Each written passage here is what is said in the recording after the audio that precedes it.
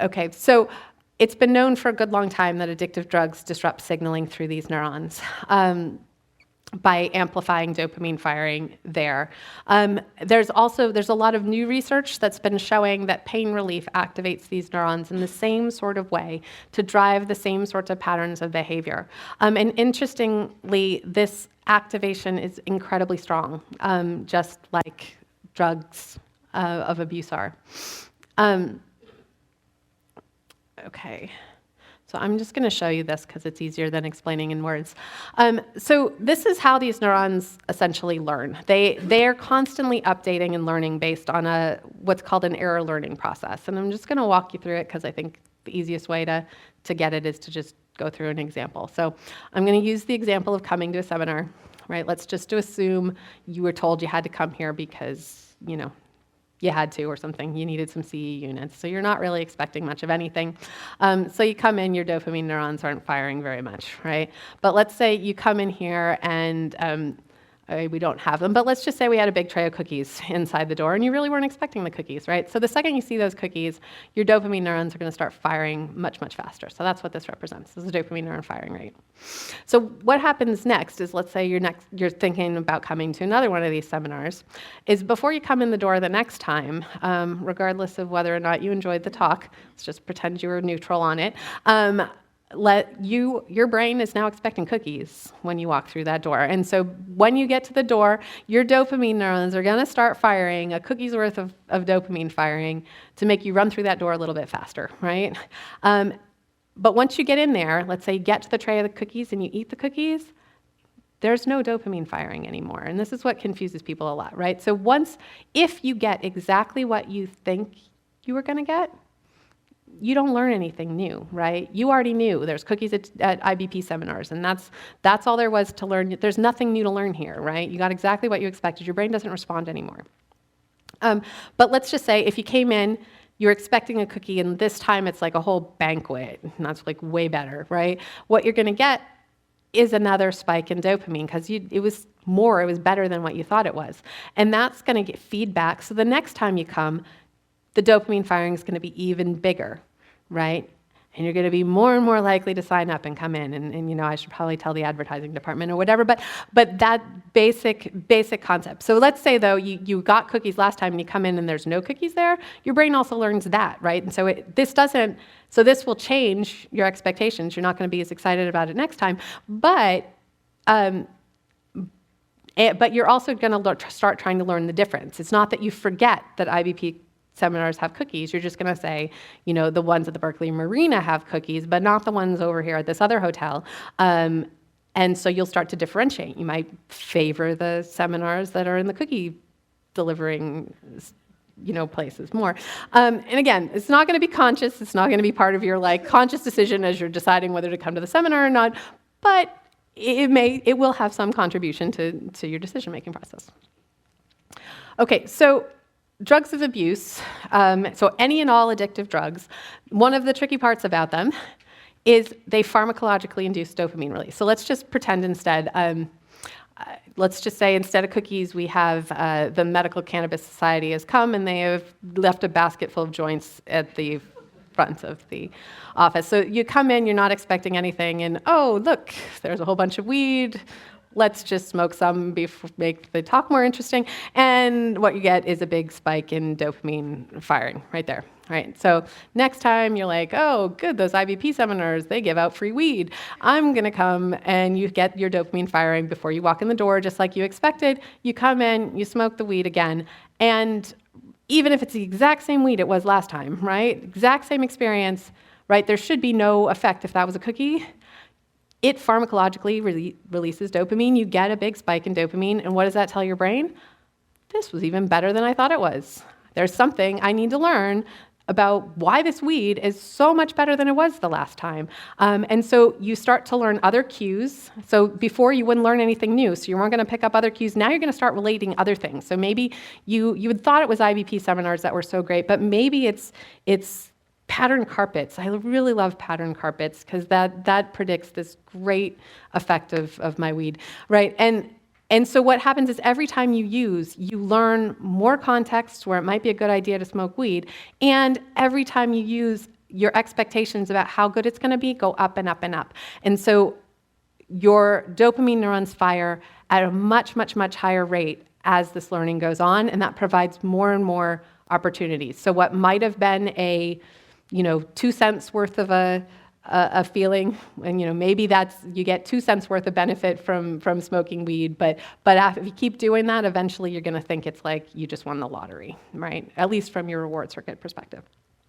And this is independent of context, right? So it doesn't matter if you came in, you smoked the weed, and you threw up on your favorite shoes, right?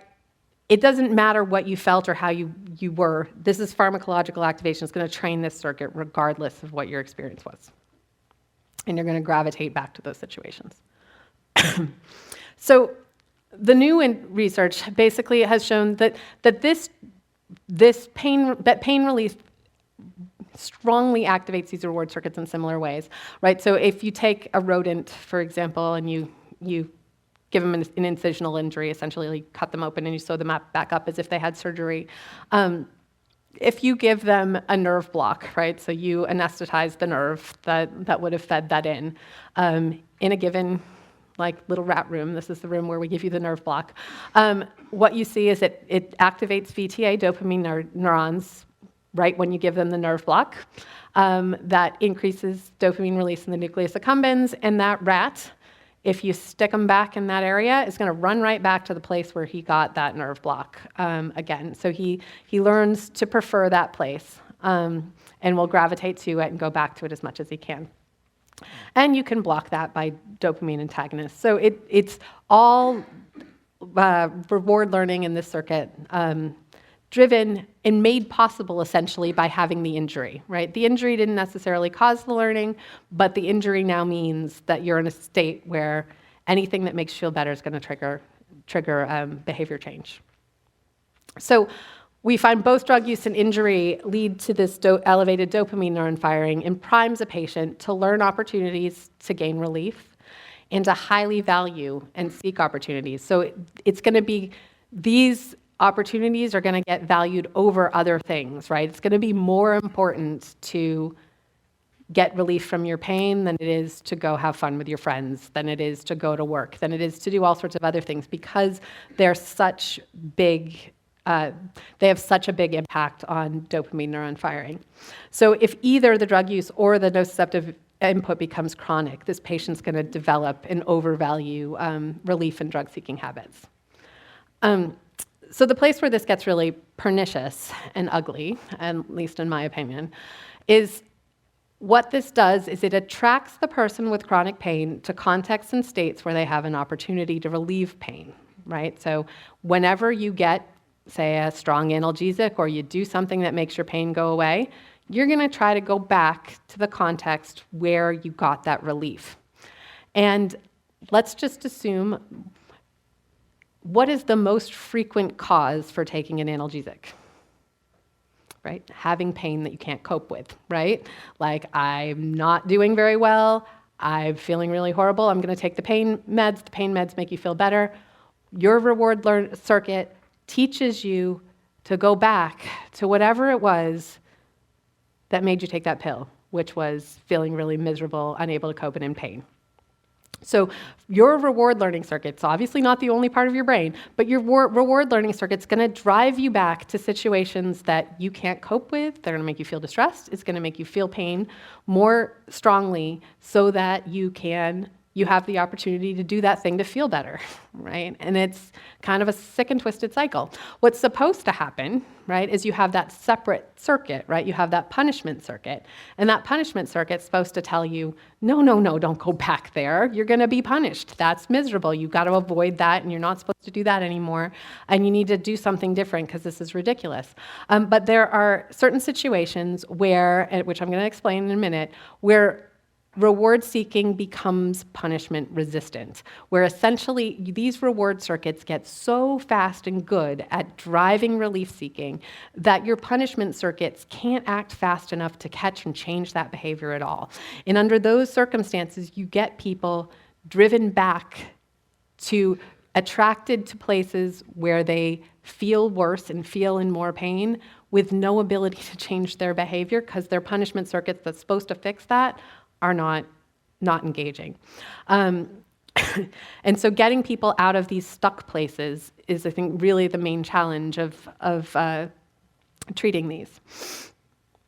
So things that have been talked about for ages is, of course, this reinforces behaviors related to immediate relief, even regardless of whether they're supportive of recovery, like inactivity, like if I don't do things, it doesn't hurt, self-medication, help-seeking, guarding, all of these sorts of things that really don't help wind up getting reinforced and encouraged by these circuits. So how does prescribing fit into this?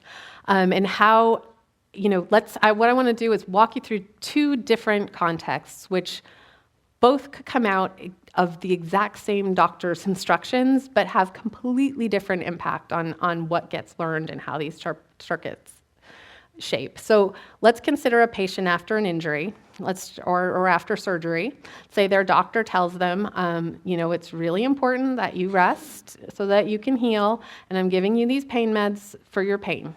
Okay, so if you need them, here you go. So one patient, let's say patient number one, he goes home and he goes, okay, I know I'm in pain. I'm going to take these meds, every 4 hours, like it says I can on the label, and I'm going to rest until I get healed, right? Until I'm feeling a little bit better. So what does that do, right? So he's taking these meds just fairly infrequently. Actually, I guess one thing I probably should have described first. I'll come back to it in a sec. But those analgesics basically are going to damp down your pain. They're going to be relatively level, right? Level place of analgesia. So you're going to get less of that up and down on pain. That's going to minimize learning that happens. So you're not going to have as much that. And if you're resting, you're not jumping up and down, causing pain, and then resting again to try to make it not hurt, so on and so forth. You minimize learning as much as possible. So as things get better and the injury stops being an impact, your brain hasn't changed that much. You can go right back to your normal behaviors. So let's say patient two's really, really tough. He thinks he can handle anything, right? So he says, I don't need these opiates, and I don't think I even really need to rest. I feel just fine. And he says, doesn't take the pain meds until he's overdone it a little bit too much, and now he just can't. Now he's in excruciating pain, and so he takes his pain meds, and he lies down and he takes a nap, and the pain goes away, and he feels much better, right? So here, what has he learned? He learned that, medication makes him feel better. He learned that I get medication. I can get this great reward when I get to a point that I can't cope with pain. And he's learned that lying down makes him feel better as well, right? So his reward circuit's now going to drive him to medication seek, lie down as much as possible, and get yourself to a point where you can't cope. None of those things are things we want to reinforce, right? From a doctor's perspective, he didn't do anything different, right? But the patient interpreted it different, and they reacted different and used your meds in different ways. And depending on how they use it, you're going to get completely different functional responses.